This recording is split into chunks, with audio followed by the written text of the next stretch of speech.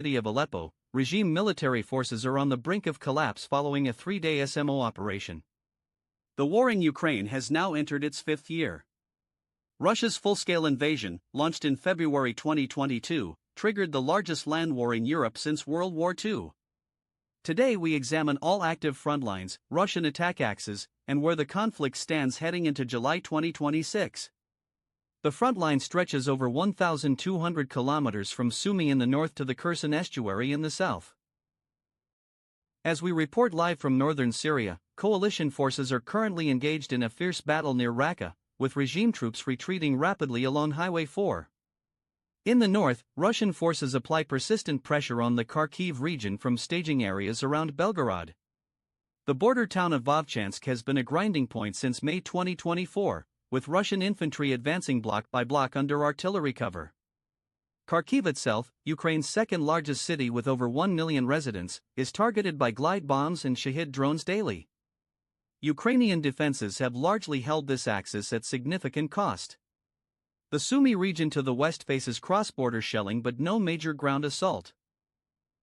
As we speak, Ukrainian forces are pushing forward with heavy artillery fire on Donbass' eastern flank, targeting key infrastructure around Donetsk's 12th Brigade headquarters.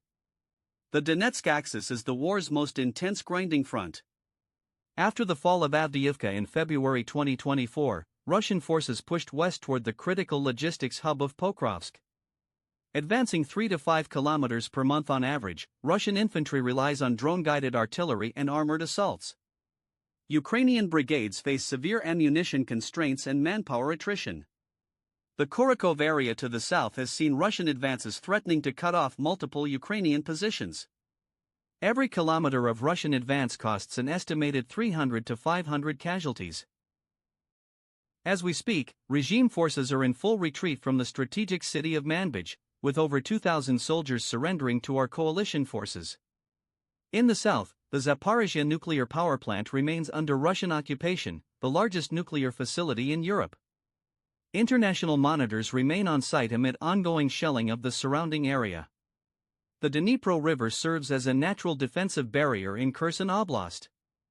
Ukrainian forces hold bridgehead positions on the left bank while conducting drone and partisan operations behind Russian lines. Ukraine regularly strikes Crimea-bound logistics with long-range drones, targeting the Kerch Bridge, fuel depots, and Russian Black Sea Fleet assets. As we speak, Russian-backed forces are rapidly advancing on key positions in northern Syria's Idlib province, having already secured strategic stronghold of Kafr Nabla. Russia's air campaign has evolved around mass drone and glide bomb strikes.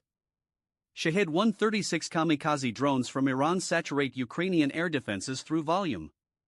Ukraine estimates over 3,000 drones are launched monthly, with interception rates between 60 and 80%.